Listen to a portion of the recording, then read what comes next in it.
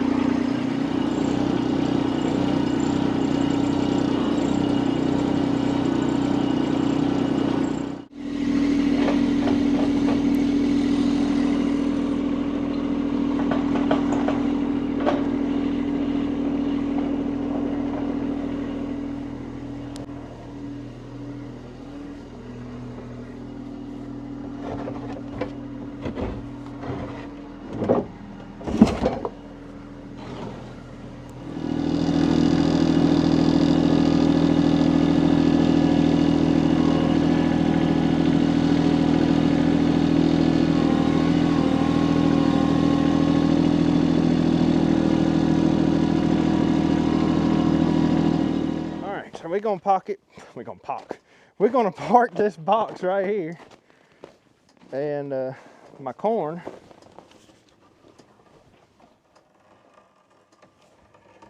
I thought we was gonna park it right there. I guess the tractor's gonna roll away. Did you not lock the parking brake? I did not lock the parking brake. Let's just do this. You ain't roll away now. Grab my buckets. So what's left of my Boone County white corn is, oh my goodness, I can't see nothing under this shelter. My glasses are so dark right now. But the rest of my corn is here. We still got a pretty good sized load of it here. I'm gonna say that that'll make about 2 or 3 grindings of cow feed. Maybe 3. So that's still gonna last us quite some time. But what I'm gonna do right now, just pick me out some nice ears. Look there. Roll away, would you? But I'm gonna pick me out some nice ears. And we'll go out here and shell them.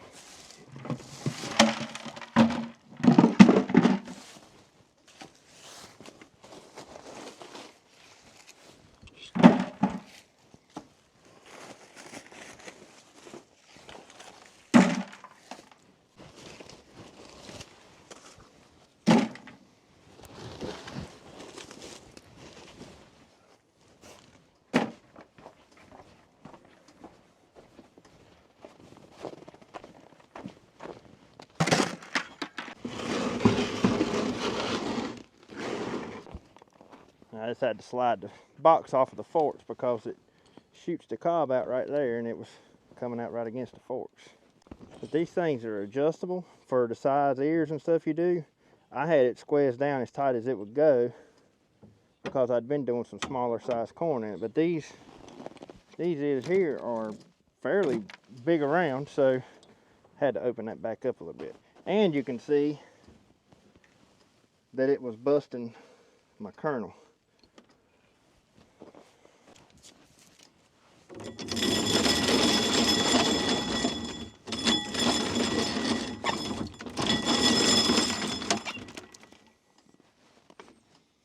It seems to be working a little better. We just pulled that one right on through. I think that one was too little.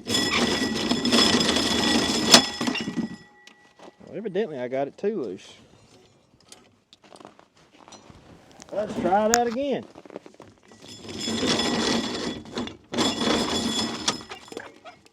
That worked, kinda.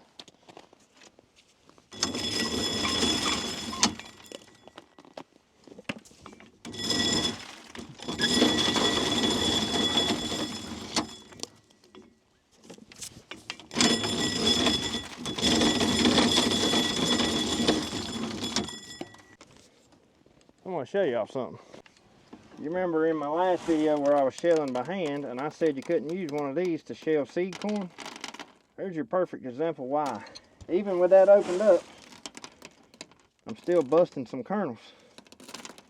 Which it don't matter for what we're going to use it for, because we're going to be busting them up anyways. But that's exactly why you can't use one of these for seed corn.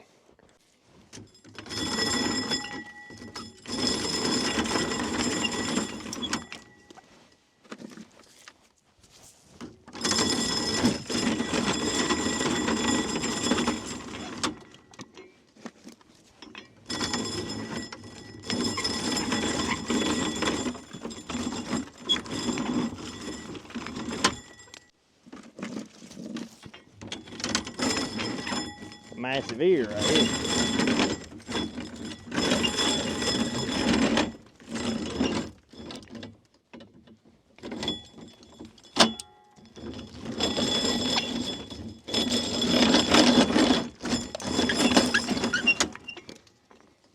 I guarantee it busted some of those. I'll show you something else that tends to happen. I don't know if it's just that sheller or what, but there's a whole lot of corn that's throwing out outside of the box. And I don't know what I would do about that. I mean, it'll be all right. A bird or something will eat it, because Ain't like they can find anything else out here to eat right now. But if you shelled a whole lot of corn, I'd be lost a lot of corn right there. I'm not sure why it's doing it that bad. It's like it's just scattering it everywhere.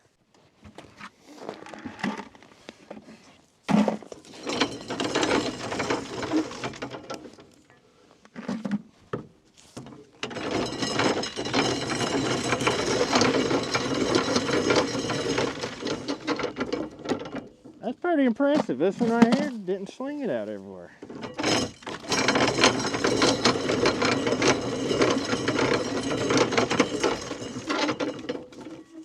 How about that? I wonder what the difference is.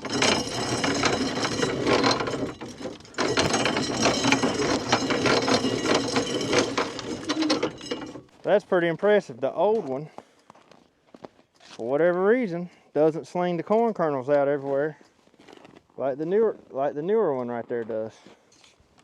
I have no idea what the difference would be. I do know that the teeth in this one are a lot more aggressive, but I assumed those were not aggressive because it was so old it just had wear on it. But I don't know. But that one actually works a lot smoother. It's crazy.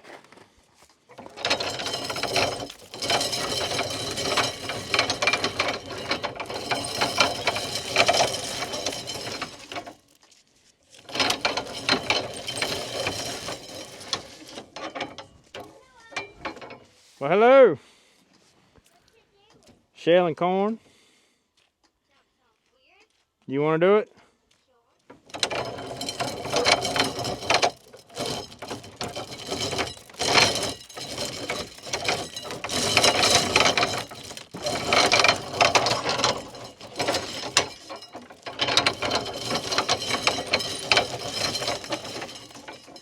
That one ain't gonna shell.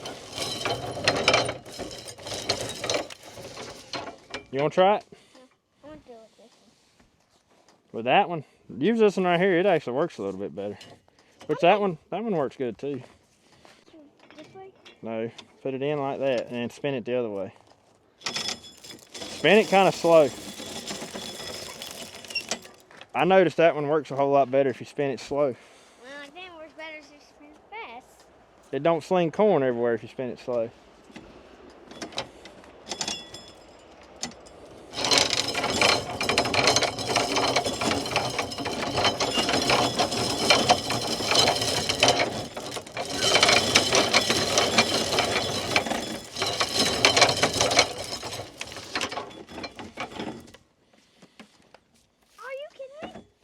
I got it stuck in there. Did you? Yeah. There you go. Who's this gonna be for? I'm gonna grind it up for the chickens. Huh.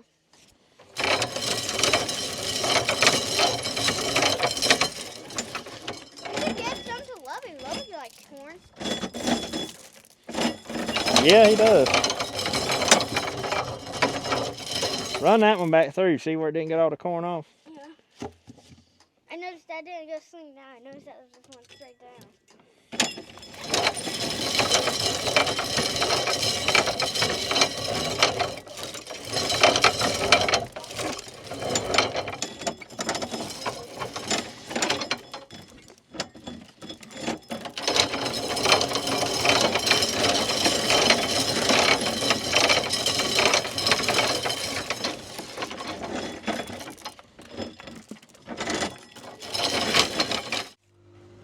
Well, there it is.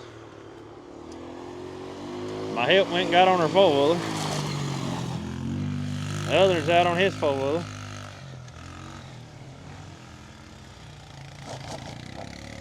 That right there is slick, boys. One thing's for sure, you can't say them two right there don't have fun. That right there is done. I think that's enough shell to do what I'm gonna do. So I'm not gonna make any cornmeal out of this. However, we'll pretend we're gonna make some cornmeal and just see how it works. But it's gonna make great cracked corn for chickens.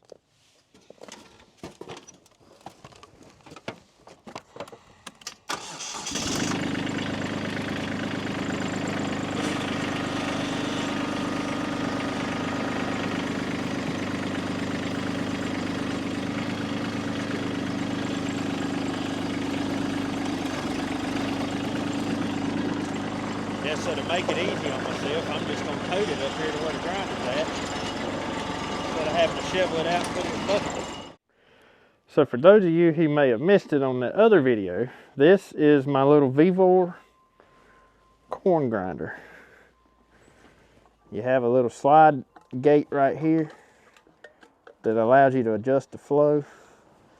A little set screw on there that allows how easy it is to slide. You pour your corn in the hopper up here and it comes out right there, and a 5-gallon bucket fits perfect under there. To adjust how tight you want the stones in there, well, it's not stone, just like meal plates, you screw that to get it tighter or less tight. Well, to grind corn into like chicken scratch, I leave it less tight because I just want the corn busted up. But for cornmeal, we're gonna have to tighten it up some. So what I'm gonna do is pour this hopper full and adjust that so that it just barely trickles in, and I'll get it adjusted to what I want, and then we'll see if it's gonna do cornmeal.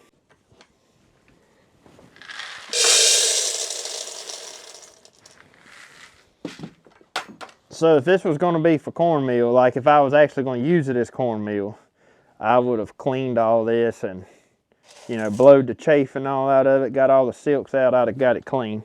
But since we're just testing it to see, and we're actually making chicken scratch, it'll be fine.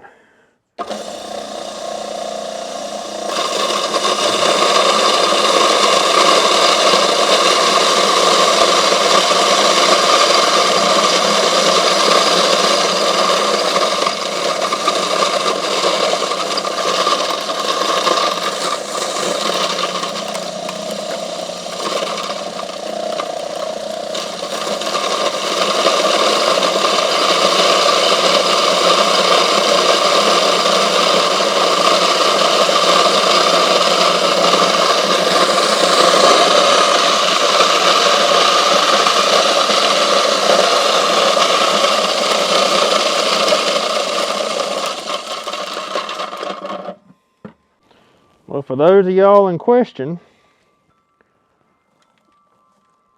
I believe it still needs to be adjusted down just a little bit tighter. But I think you can make cornmeal out of that. Definitely would need to be tighter. But that looks pretty good. Let's play with it just a little bit more and see what it does.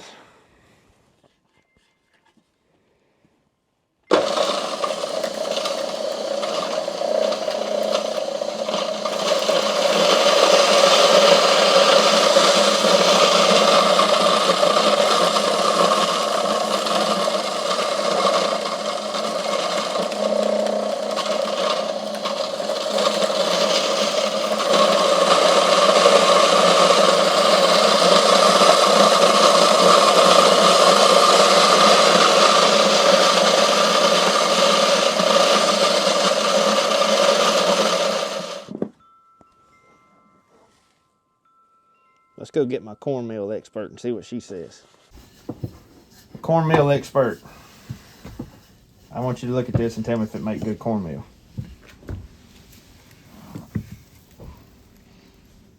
Yeah, looks good to me. Think so? I don't know till you try. It's pretty gritty though. We'll probably have to sift it. Well, that's true. It ain't been sifted. Yeah. You have to sift the grits out of it, no matter how much you try to do it. That's true.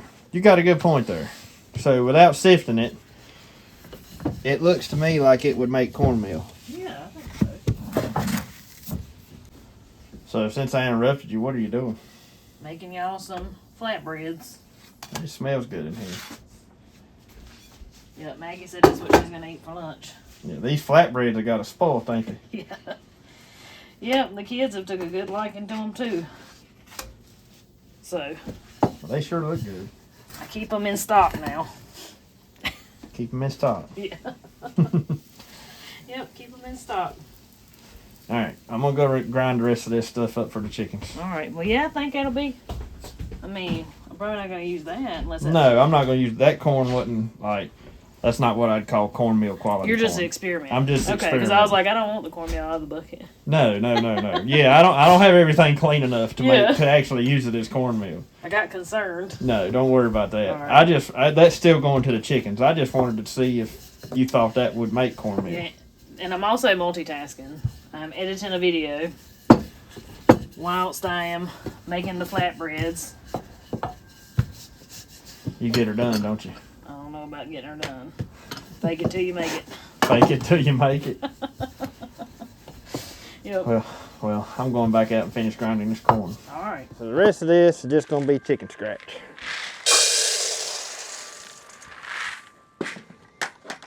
Open up my stones.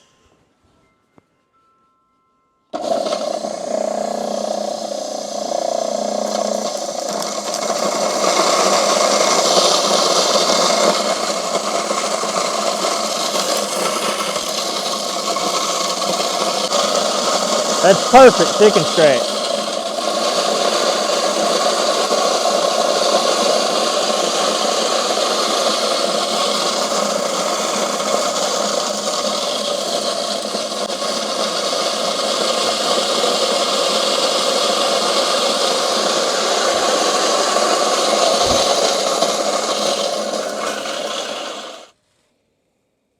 That's beautiful. Chickens are gonna be happy about that. Well, y'all, I got me a nice container full of some flatbreads made for everybody. Now, on to the next task. I'm going to make something that we call chicken stew. Now, I've shown chicken stew on the channel before. It's been a good long while. But, apparently there's all kind of names that people want to call this. But just know, to us, here in my neck of the woods, what I'm going to show you today is what I refer to as chicken stew. And pretty daggone good chicken stew at that. So, the first thing we're going to do to start off with is I've got one of our whole chickens that you saw us raise last year. And I'm just going to simmer that probably a couple of hours. I'm going to put in plenty of salt. I'm going to put in plenty of black pepper and whatever else I feel like putting in, honestly. So let me show you real quick what we did with our whole chickens this time. This is a wingless. It doesn't have no wings. This is a wingless whole chicken. So what we decided to do this year is when I make these whole roasting birds, the wings always get a little crispy, you know, and that's just not a part that we really eat when I make a whole chicken. Don't know why. I mean, they're good. Sometimes we eat them. But something we really do love is chicken wings. Spicy, hot chicken wings. So this year, instead of leaving the wings on the whole birds, we cut all the wings off of them. And I have separate packages now of tons of chicken wings. For us here, for my family, that seems to have better served us doing it that way. So anyways, I'm just going to let my chicken simmer here for a couple of hours. I'm going to put the lid on it. I want to make some really delicious, it'll make us a little bit of a broth, of course. Not going to be like a strong bone broth or anything like that. It's not got that much time, but we're still going to have a lot of flavor by letting this broth simmer some. The way that I'm going to be showing y'all how to make this today is the way that my mama makes it. She's the one that taught me how to make this. So, this is, I call it Mama's Chicken Stew. What better name? And so, this chicken stew, I'm actually making it for Andy's mama's birthday. We asked her if there was something that special that she would like for her birthday, and this was her request. So I'm going to throw plenty of salt in there. Plenty of black pepper.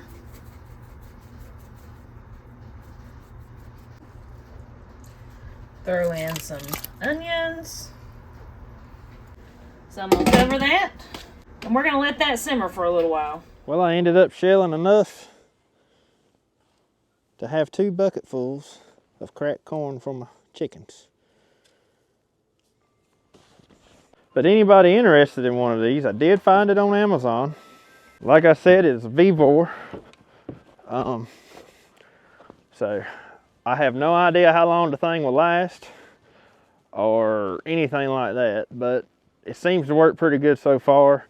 And compared to other grinders like it, it was pretty cheap. So we will have a link to one of those on our website. We'll post it on the website along with all the other products we have on there. But for what I'm wanting to do with it, it's perfect. I have been wanting something like this for a long time that could just crack my corn so I could feed it to the chickens. And having cracked corn for the chickens makes it a whole lot easier for them to eat. And something that I find very interesting, of course, I'm not going to give this credit for it because the days are getting longer, and I know that 100% affects chickens laying eggs. But ever since we've been feeding this stuff, it took a little bit, you know, I guess like a couple of days of feeding it. But ever since then, we've been getting chicken eggs, and before we wasn't. I do know that, or at least from what a whole lot of y'all have told me, that heirloom type corn has a lot more protein in it than just your regular, you know, like your modern day field corn, the GMO field corn stuff. I have not done my research on it, so I do not know if that is true. But we've been told that by several of our viewers, and if that's the case, maybe the extra protein in this corn right here is what caused them to start laying eggs again. I don't know. I have absolutely no scientific data to back that up, but I do find it kind of interesting. So them 2 buckets right there will last us a few weeks, probably 2 weeks. I think my first bucket ended up lasting a little over a week, so that'll probably last a couple, 3 weeks, something like that. And I'll do some more. Let's take some of this to the chickens and see what they think. Well, just to be clear, this ain't the only thing that the chickens are living on right now. They're still getting scraps, they're still scratching, and they still have their regular chicken feed.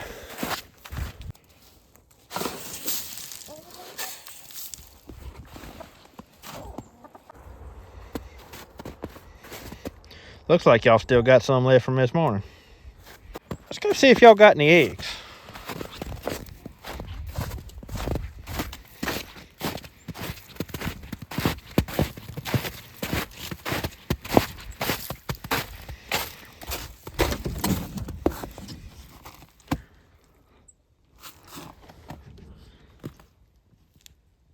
No eggs in that house. I think Megan said they've been laying them up in the front corner of that one. Let's look and see.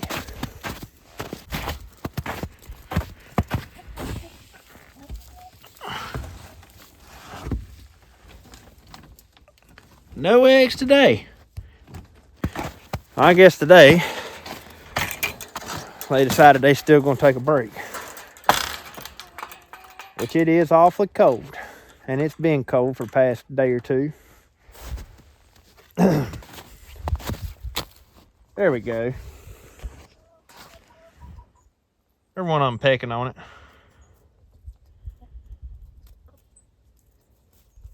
So yeah, I think they like it pretty good. They normally have cleaned up the ground out there, but I might have given them a little bit too much this morning.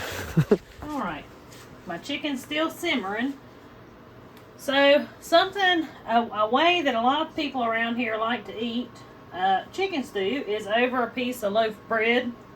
Loaf bread, some people call it light bread, sandwich bread. But anyways, this is a sourdough loaf that I'm making, but it still has the same texture as what we call loaf bread. So I'm making this to go with that chicken stew. I'm fixing to pop it in the oven. I just usually brush it with a little milk, and if you want to see how exactly I make my sourdough, I have a full video on it floating around the YouTube world somewhere. So I'm going to stick it in the oven. That's going to go for about 45 minutes. There.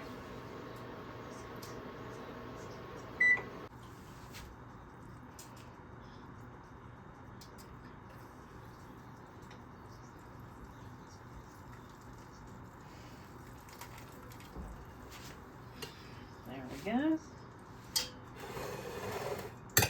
So now I have a pot full of some Greek chicken broth. I'm going to set that over to the side. So now I'm going to take and pour some of this broth into this here pot.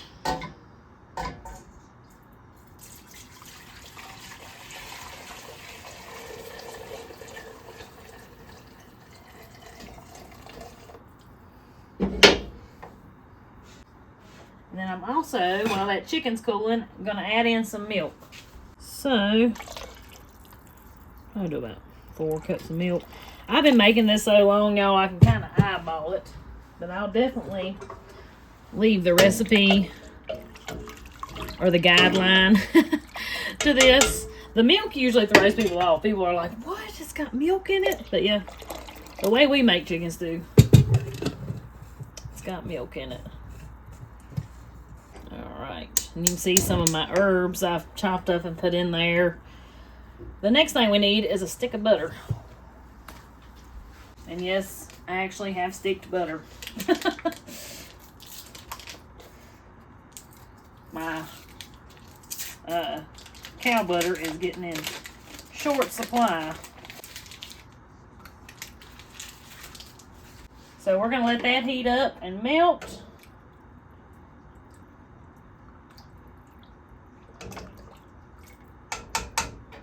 And we're almost done. That's how easy this stuff is. And it's pretty remarkable how good it is. But chicken stew like that, I didn't realize that was not something that everybody ate everywhere. And in my time of putting, out my videos and different things, meeting different people from around the United States, I've found out that that is not something that people eat everywhere. But it's something that I've been eating my entire life. And it's something that people have here. Like, people have chicken stews. And so, when the weather starts cooling off and getting cold, the neighbor up the road may call you and say, hey, I'm making a big old pot of chicken stew, way bigger than this, big cold cauldron pot, I'm making a big pot of chicken stew, y'all come on, hang out. And usually everybody will bring a covered dish, and that's just something people do around here. Used to a lot more than they do now. It's one of those kind of traditions that's slowly fading like a lot of others, but if I had a good place to host one, that would be something I would enjoy doing. But it's just like, that's what I did for Maggie's birthday. Maggie and Jacob love this chicken stew, and that's what Maggie wanted for her birthday. So I made a huge pot of chicken stew for her birthday. But you can eat it with either loaf bread or crackers, and I prefer it with loaf bread. So I'm making some bread to do that. But you ain't got to make the bread, use the store bread. It's fine. While that's doing its thing, I'm going to work on my chicken here. Now, this was probably a 4-pound chicken, if I had to guess. Maybe. I'm not a good guesser at those things.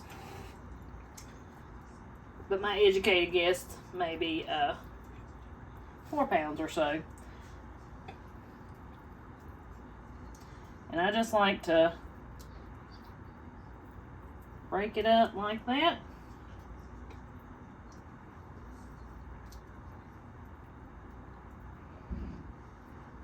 And it's going to cook for at least another 30 minutes. And that chicken will continue to fall apart, which is what you want. Alright, the chicken's deboned, it's in there. Come up to a good simmer. Now we're going to add in some flour. Let's see what we got here. That's about a 1/2 cup. We're going to see what that does for us. I don't want it super thick, but I want it enough that when... I don't know how to explain it. Not like a stew thick. I don't want it like that. I want it just thick enough that it kind of sticks to the chicken a little bit. So I could do milk or water here to add to my flour to put in here, but I have personally found it seems to work better if I do it with water. So that might just be me. I don't know. So I'm going to add some water to this to thin it out enough that I can pour it in there. Because if I just pour this flour in there with it like this, I would just have little pieces of flour in there floating around. They would not break up. Ask me how I know. I have strained out many a times trying to do that, and it does not work ever. So I've got me some water in there. I'm just gonna get all that combined, and that flour will mix up in that water just fine. But I want it thin enough, like I said, that I can pour it.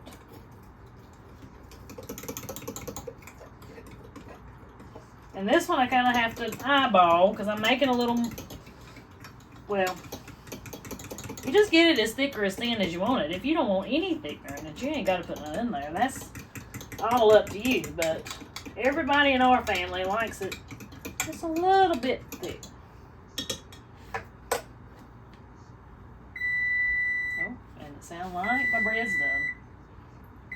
So let me get this poured in, then I'll get my bread out.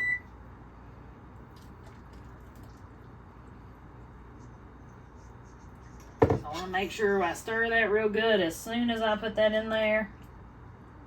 Because if not, you don't want that oh hush. You don't want that flour water to fall to the bottom and try to stick. So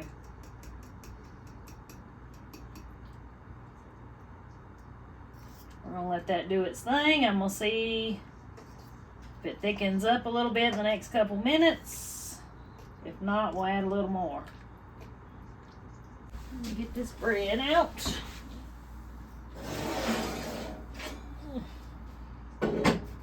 It looks fabulous.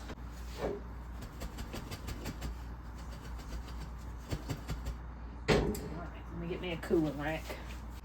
I don't believe it's stuck because I could hear it in there shaking both ways that I shook it. So, let's go ahead and perfect.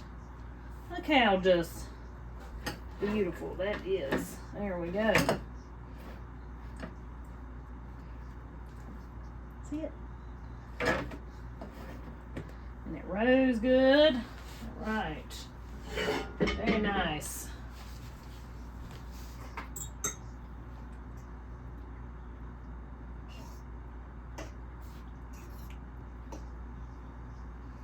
Alright, it's looking like my chicken stew is going to need a little more flour in it to get the consistency that I'm looking for.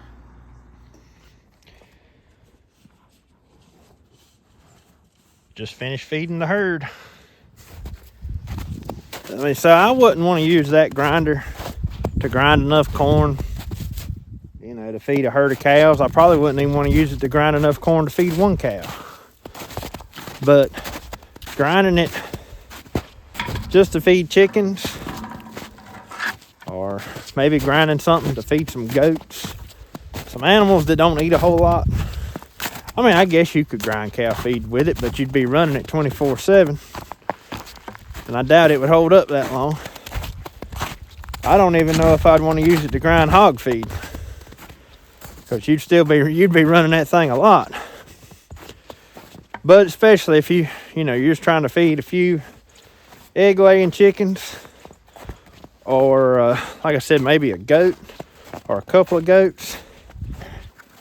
Those animals that just don't eat a whole lot, I think that thing works great.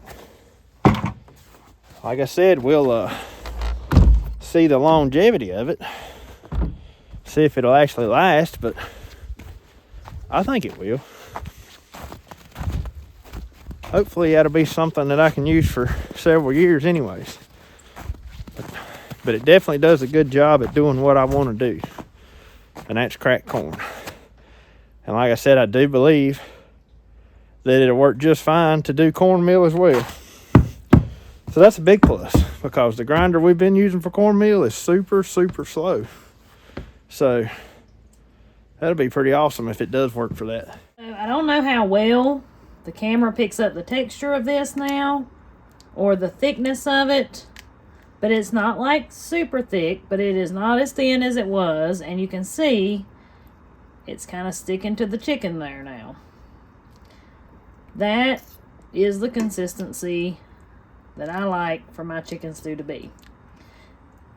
Now, this is the really important part, that you taste it and make sure it's got plenty of salt and pepper, because it's just like when you're making gravy. If you make this and you're like, it's totally missing something, that something 9 times out of 10 is salt. So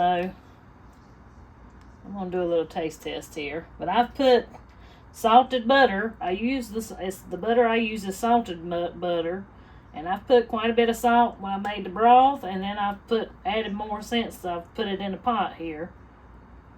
Like I said, this is one of those recipes I've been making for so long that I could about make it with my eyes closed. And sometimes, I mean, when you make something like that so much, I feel like it's kind of hard to necessarily teach somebody. I think it's like that with a lot of cooking, because everybody's tastes are a little different anyway, and people like things a little different. So most recipes, in my opinion anyway, besides baking things like bread, you know, bacon is a whole different category, but most recipes are guidelines. Make it one time and then adjust it from there to your taste, and you'll become a whole lot better cook that way, and you'll be a whole lot happier with your food that way. Because just because a recipe says you have to put a half a cup of flour, well, if I wanted a little bit thicker than that half a cup of flour made it, well, it's all right. I'm gonna add me a little bit more.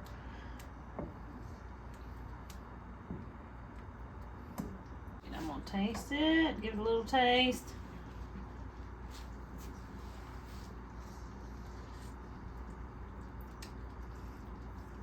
It needs a little bit more salt.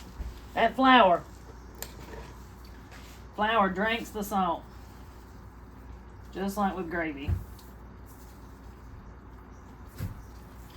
And I'm gonna tell you, that salt's gonna make or break your chicken stew. So you need to make sure that it's got plenty in it.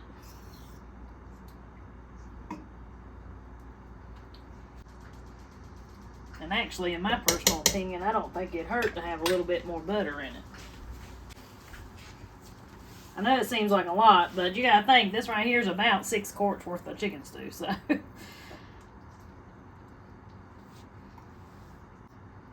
Alright guys, well, that right there is how it's done. Andy, he's outside getting everything fed before we head down that way for supper. So I guess that's gonna about wrap up today's video. Hope y'all enjoyed the video. Hope I learned a little something. Let me know in the comments how you make your chicken stew, or if you've ever even heard of it. I love to hear different ways of people doing things. I think we can all learn from each other. But anyways, guys, till we see y'all on the next one, y'all have a good one.